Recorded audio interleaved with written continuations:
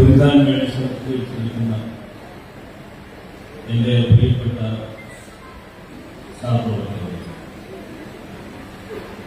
ഒരുപാട് ആളുകൾ ഇനിയും സംസാരിക്കാനെങ്കിൽ മിക്ക കാര്യങ്ങളും നമ്മുടെ ഉദ്ഘാടനം തന്നെ നമ്മൾ ബോധ്യപ്പെടുത്തിയ സ്ഥിതിക്ക് കൂടുതലൊന്നും പറയുന്നില്ല.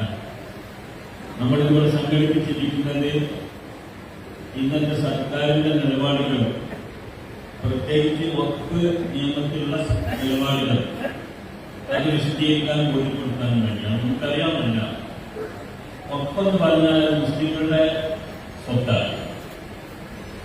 അത് നേരത്തെ ഇവിടെ നമ്മുടെ ജസ്റ്റിസ് മോഹൻ സാഹിബ് പറയുകയുണ്ടായി, വഖഫ് എന്ന പദം ഖുർആനിലില്ല, എങ്കിലും നബിവചനങ്ങളിൽ ധാരാളമുണ്ട്. വഖഫ് എന്ന പദമില്ലാതെ ശരിയാണ്, എങ്കിലും വഖഫിന് പ്രചോദനം നൽകുന്ന ഒരുപാട് ആയത്തുകൾ ഖുർആനിലുണ്ട്. ഉദാഹരണത്തിന് ഒരാൾക്കാണ് നിങ്ങൾക്ക് ഏറ്റവും ഇഷ്ടമുള്ള സ്വത്തിൽ നിന്ന് ധർമ്മം ചെയ്യുന്നത് വരെ നിങ്ങൾ പുണ്യം ലഭിക്കുകയില്ലെന്ന് പറഞ്ഞിരിക്കുന്നു. പുണ്യം കിട്ടണമെങ്കിൽ നിങ്ങൾക്ക് ഇഷ്ടമുള്ളതിന് നിങ്ങൾ കൊടുക്കണം. ഇത് പറഞ്ഞപ്പോൾ അബൂ തൽഹ എന്ന് പറയുന്ന ഒരു പ്രമുഖ സഹാബി നബിയുടെ അടുക്കൽ വന്നുകൊണ്ട്, എനിക്ക് ഏറ്റവും ഇഷ്ടപ്പെട്ട സ്വത്ത് ഈ പള്ളിയുടെ മുമ്പിലുള്ള വൈമാന കൂട്ടമാണ്, അത് ഞാൻ എന്ത് ചെയ്യണമെന്ന് ചോദിച്ചപ്പോൾ അതിൽ എന്തെന്നും നിലനിൽക്കുന്ന വരാനിരിക്കുന്ന മുസ്ലിങ്ങൾക്കൊക്കെ ഉപകാരപ്പെടുന്ന ഒരു സ്വത്താക്കി നീ വഖഫ് ചെയ്യണം എന്ന് നിർദ്ദേശിക്കുകയില്ല. അതായത് അത് വിൽക്കാനോ മറ്റ് ഒരു നിലയ്ക്ക് അന്യായപ്പെടുത്താനോ സാധ്യമല്ലാത്ത നിലയ്ക്ക്, ആർക്കും അവകാശമില്ലാത്ത നിലയ്ക്ക് അതിന്റെ ഫലം എടുത്തുകൊണ്ട് എല്ലാവർക്കും രൂപത്തിൽ ധർമ്മം ചെയ്യണം. അതാണ് വഖഫിന്റെ അർത്ഥം തന്നെ. അങ്ങനെ ഒരുപാട് സംഭവങ്ങൾ നമ്മുടെ ഖുർആനിൽ നമുക്ക് കാണാൻ സാധിക്കും. എന്നാൽ വിശ്വാസത്തിന്റെ കാര്യം തന്നെ മാറ്റൽ ഇൻസാന ഇന്നത്തെ ആണ്ടലും ഇല്ലാതെ ഒരു മനുഷ്യൻ മരിച്ചാൽ അവന്റെ എല്ലാ കാര്യങ്ങളും അവസാനിച്ചു. 3 കാര്യങ്ങൾ എഴുതുന്നുണ്ട്. 3 കാര്യമല്ലാത്തതൊക്കെ അവസാനിച്ചു കഴിഞ്ഞു. ഏതാ 3 കാര്യം? അത് ഒന്നാമത് പറഞ്ഞത് സദഖത്തുൽ ജാരിയ, വഖഫ്. എന്നും നിലനിൽക്കുന്ന ദാനധർമ്മം, അത് വഖഫാണല്ലോ. അത് വിൽക്കാനോ കൈകാര്യം ചെയ്യാനോ മറ്റുള്ളവർക്ക് ഉപയോഗിക്കാനോ പാടില്ലാത്ത നിലയ്ക്ക് അതെടുത്തുകൊണ്ട് മറ്റുള്ളവർക്ക് വിതരണം ചെയ്യാവുന്ന, അതിന്റെ ആൾക്കാരുടെ ഉദ്ദേശിച്ച ഭാഗത്തേക്ക് ഉപയോഗിക്കണം എന്നുള്ളതാണ്. ആ നിലക്കുള്ള വഖഫുകളാണ് നമ്മുടെ വഖഫ്. ഉമർപ്പെട്ട 2ാം ഖലീഫ ഉമർ റളിയല്ലാഹുവിന്റെ കാലത്ത് ഇറാഖിലെ ഒരുപാട് ഭൂമികൾ കിട്ടി, ഇസ്ലാമിലേക്ക് വന്നു. അപ്പൊ ഈ യുദ്ധത്തിൽ പങ്കെടുത്തവരൊക്കെ പറഞ്ഞു, ഞങ്ങൾ പോയി വെച്ച് തരണം, സാധാരണ അങ്ങനെയാണ് ചെയ്യാറുള്ളത്. പറഞ്ഞില്ല, ചെയ്യില്ല. കാരണം നിങ്ങൾക്ക് ശേഷം വരുന്ന ആളുകൾക്ക്, ഖിയാമത്ത് വരെ വരുന്ന ആളുകൾക്ക് എന്ത് നമ്മൾ ബാക്കിയാക്കും, എല്ലാം നിങ്ങൾ പോയി വെച്ച് കഴിഞ്ഞാൽ നിങ്ങളുടെ മക്കളുമായിട്ട് അങ്ങനെ പോകില്ലേ. അതുകൊണ്ട് ഇത് പൊതു സ്വത്തായിട്ട് നിലനിർത്തണം, വഖഫായി നിലനിർത്തണമെന്ന് ബഹുമാനപ്പെട്ട പറഞ്ഞു. ഇങ്ങനെയുള്ള ഒരുപാട് അനുഭവങ്ങൾ വഖഫിനെ സംബന്ധിച്ച് പറഞ്ഞാൽ നമ്മുടെ രാജ്യത്ത്, നമ്മുടെ ഇന്ത്യ രാജ്യത്ത് കേരളമല്ലാത്ത മറ്റ് സംസ്ഥാനങ്ങളിലൊക്കെ തന്നെ ഒരുപാട് വഖഫുകളുണ്ട്. നമുക്ക് പലതും അന്യായപ്പെട്ട് അല്ലെങ്കിൽ സർക്കാരിന്റെ ഭൂമിയായി നിൽക്കുകയാണ്. ഈ വഖഫുകളൊക്കെ സംരക്ഷിക്കപ്പെട്ട് അതിന്റെ ശരിയായ രൂപത്തിൽ വിനിയോഗിക്കുകയാണെങ്കിൽ ഈ സമുദായത്തിൽ ദാരിദ്ര്യം ഉണ്ടാവില്ല. മുഴക്കാമെന്ന് പറഞ്ഞാലാണ് ഇറാഖിലെ ഈ ഭൂമി നമ്മൾ വഖഫാക്കി വച്ചാൽ ഒരു അഗ്നിത, അതായത് വിധവയായ ഒരു സ്ത്രീയും മറ്റൊരാളുടെ മുമ്പിൽ കൈ നീട്ടേണ്ട പ്രതികൾ ഉണ്ടാവില്ല. ഒരു വിധവയായ സ്ത്രീ എന്നതാണ് പറഞ്ഞതാണ്. വിധവയായ സ്ത്രീ ഈ ലോകത്ത് മറ്റുള്ളവർ കൈ നീട്ടേണ്ട അവസരം വരില്ല. അതുകൊണ്ട് ഞാൻ വഖഫാക്കുന്നത് പറഞ്ഞു. അതാണ് നമ്മുടെ സ്ഥിതി. ഈ സ്വത്താണ് ഇന്ന് പലരും കൈയേറ്റം ചെയ്ത് അന്യായപ്പെടുത്തിക്കൊണ്ടിരിക്കുന്നത്. അതിന്റെ ശരിയായ മാർഗത്തിൽ ചെലവഴിക്കേണ്ട ഈ സ്വത്ത് ഓരോരുത്തരും താല്പര്യത്തിനനുസരിച്ചുകൊണ്ട് കൈകാര്യം ചെയ്തുകൊണ്ടിരിക്കുന്നത്. ഇത് തടയണം. വഖഫ് ബോർഡ് എന്ന് പറയുന്ന ബോർഡിന്റെ ഒരു പ്രധാന ലക്ഷ്യം തന്നെ വഖഫ് സ്വത്തുക്കൾ സംരക്ഷിക്കലാണ്. വഖഫ് സ്വത്തുക്കളാണെങ്കിൽ കൈകാര്യം ചെയ്യുന്നതെങ്കിൽ അത് വീണ്ടെടുക്കലാണ്. അതതിന്റെ ധർമ്മമാണ്, ഭരണഘടന അനുസരിക്കുന്ന ഒരു നിയമമാണ്. അതാണ് വഖഫ് ബോർഡ് ചെയ്യേണ്ടത്. ഇന്ന് പുതിയ കേന്ദ്ര സർക്കാർ ചില ഭേദഗതികൾ കൊണ്ടുവന്നിട്ടുണ്ട്. പുതിയ അമെന്റ്മെന്റിൽ ഒരുപാട് ദോഷകരമായ മാറ്റങ്ങൾ നിർദ്ദേശിച്ചിട്ടുണ്ട്. ഒന്ന് യൂസറപ്പ് എന്ന് പറഞ്ഞാൽ പണ്ട് കാലം മുതലേ വഖഫായികളെ ഒരു പള്ളി പ്രകാരം നിർമ്മിച്ചു. പള്ളി നിർമ്മിച്ചാൽ പള്ളി വഖഫ് തന്നെയാണ്. അതിങ്ങനെ ആധാരമൊന്നും കൈക്കൊള്ളുന്നില്ല. ആ പള്ളി കലാകാലങ്ങളായി ആൾക്കാർ നിസ്കരിച്ചു വരുന്നു, അല്ലെങ്കിൽ മദ്രസ, അല്ലെങ്കിൽ എത്തിങ്ങാണ, അല്ലെങ്കിൽ ആൾക്കാർക്ക് വെള്ളം കുടിക്കാനുള്ള കിണറ്, അങ്ങനെ എന്തെങ്കിലുമൊക്കെ വഖഫാക്കിയാൽ അതിൽ പിന്നെ ആധാരം വരുന്ന കാലങ്ങളായി നടന്നു വരുന്ന സംഭവങ്ങളനുസരിച്ചുകൊണ്ട് വഖഫായി ചെയ്യാവുന്നതാണ്. അങ്ങനെയുള്ള സ്വത്തുക്കൾ വഖഫ് രജിസ്റ്റർ ചെയ്യാം. അതിന് മാറ്റം വരുത്തി അത് രജിസ്റ്റർ ആകുന്നില്ല. അതുപോലെ നമ്മുടെ വഖഫാക്കണമെങ്കിൽ 5 കൊല്ലം ഇസ്ലാം ആവണം. എന്നാലാണ് 5 കൊല്ലം മുസ്ലിമായ ഒരാൾക്ക് വഖഫാക്കാൻ പാടുള്ളൂ. ഇന്നലെ ഇസ്ലാമിലേക്ക് കടന്നു വന്നത് വഖഫാക്കാൻ പറ്റില്ല. ഇതൊക്കെ നിയമങ്ങളാണ്, പുതിയ നിയമങ്ങളാണ്. ഇപ്പൊ ഇവിടെ മുഖ്യമന്ത്രി നമ്മളെ പിണറായി വിജയൻ പറഞ്ഞതുപോലെ തന്നെ 2 അമുസ്ലിങ്ങളെ വെക്കണം. 2 അമുസ്ലിങ്ങളെ വെക്കണം എന്ന് പറഞ്ഞാൽ എത്രയാണ് മുസ്ലിങ്ങൾ? ഇപ്പം അഡ്വക്കേറ്റിന്റെ പ്രതിനിധികൾ മുസ്ലിമായിക്കോളുന്നില്ല, MP MLA-മാരുടെ പ്രതിനിധികൾ മുസ്ലിമായിക്കോളുന്നില്ല. അങ്ങനെയുള്ള എത്രയും മുസ്ലിങ്ങളില്ലാത്തവർ വരാം. അങ്ങനെ വന്നാൽ വഖഫ് ബോർഡിലെ ഭൂരിപക്ഷം ആൾക്കാർ മുസ്ലിങ്ങളില്ലാത്തവർ വരാവുന്ന അവസ്ഥയുണ്ട്. അതിനിപ്പം കേസ് കൊടുക്കുന്ന സുപ്രീം കോടതി തടയിട്ടിട്ടുണ്ട്. 3 പേരെ ആകാൻ പാടില്ല, കൂടുതലാവാൻ പാടില്ല എന്ന് പറഞ്ഞത്. എന്നാലും നമ്മുടെ അടിസ്ഥാന നിയമം, പുതിയ നിയമം കേന്ദ്ര സർക്കാർ പാസാക്കിയ നിയമം അനുസരിച്ചുകൊണ്ട് 2 പേരെ വെക്കണം എന്നാണല്ലോ. 2 പേരെ വെക്കണം എന്നുള്ളത് സഖാവ് പിണറായി പറഞ്ഞത് ഞാൻ എന്റെ കൈമുള്ളത് വെക്കുന്നില്ല, എന്റെ കൈമുള്ളത് ഞാൻ വെക്കുന്നില്ല.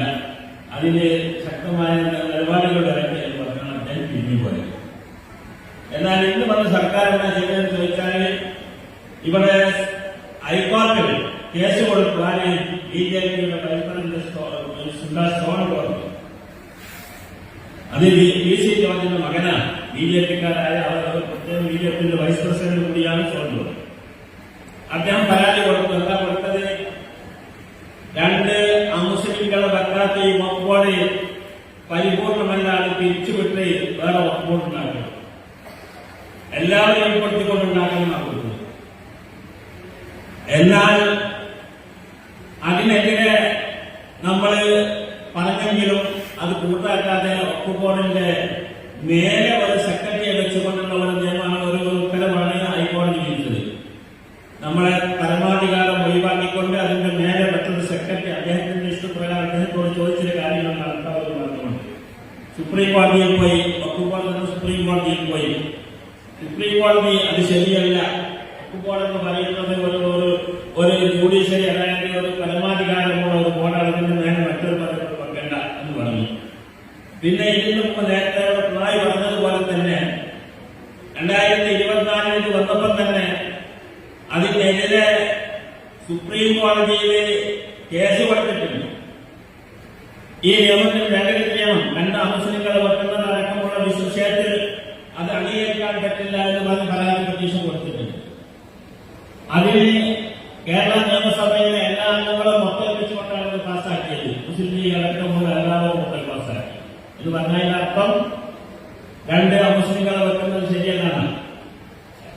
എന്നാൽ ഇപ്പൊ ഹൈക്കോടതിയിൽ വന്നപ്പോൾ അവിടെ കേരള സർക്കാരിന്റെ വക്കീലെന്താ വാദിച്ചത് സോദത്തിന്റെ ആ അന്യായം ശരിയാണ്, അതിനോടുകൂടെ ഞങ്ങൾ ഒത്തുചേരുമെന്നാണ് പറഞ്ഞത്, അതിനോട് സപ്പോർട്ട് ചെയ്യുമെന്നാണ് പറഞ്ഞത്. എന്ന് പറഞ്ഞാൽ 2 അമുസ്ലിങ്ങളെ വെക്കാത്ത വഖഫ് ബോർഡ് ശരിയല്ലെന്നും അത് പിരിച്ചുവിടുകയാണെങ്കിൽ 2 അമുസ്ലിങ്ങളെ വേണമെങ്കിൽ ഞങ്ങൾ RSSകാരെ തന്നെ വെച്ചുകൊണ്ട് ഞങ്ങൾ ഇത് പരിഹരിച്ചു കൊള്ളാമെന്ന ഒരു വിഷയമാണ് അവിടെ കോടതിയിൽ പറഞ്ഞിരിക്കുന്നത്. മുസ്ലിം ലീഗിന്റെ വകുപ്പാണ്. ആ വകുപ്പടക്കമുള്ള കൈകാര്യം ചെയ്യുന്ന ഗവൺമെന്റിന്റെ വക്കീൽ പറഞ്ഞിരിക്കുന്ന ആരാണ്. അതാണ് നമ്മൾ മനസ്സിലാക്കേണ്ടത്. എവിടെയാണ് ഇവരുടെ ന്യായം? ഇതിനൊരു കാരണമുണ്ട്. ഒന്ന്, അംശയാണ് ചെയർമാൻ, കേസ് അംശ. അദ്ദേഹം ചെയർമാനായ ഒരു ബോർഡ് അവർക്ക് അത്ര തൃപ്തികരമല്ല എന്നുള്ളതൊരു കാര്യം. പിന്നെ സഖാവ് ഉമ്മർ ഫൈസിയാണ് മറ്റൊരാളുകൾ.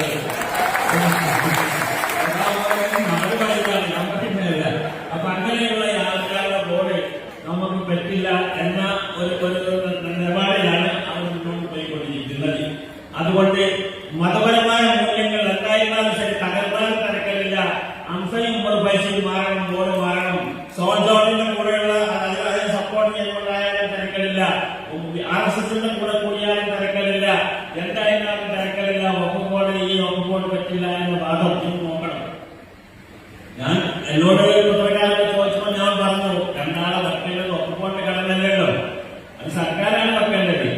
ഈ സർക്കാർ വെക്കാത്തതിനെ വെച്ച് പരിഹരിച്ചാൽ മതി എന്നുള്ളതിന് പകരം ഈ BJP-യുടെ RSS-ന്റെ വാദത്തോട് കൂടെ നിന്ന് നിങ്ങൾ തരംതായ ഒരു ഗതികേട് നിങ്ങൾക്ക് വരേണ്ടി വന്നല്ലോ, അത് വരണ്ടായി വരാൻ നോക്കാമായിരുന്നല്ലോ എന്നൊക്കെ നമ്മൾ പറഞ്ഞു.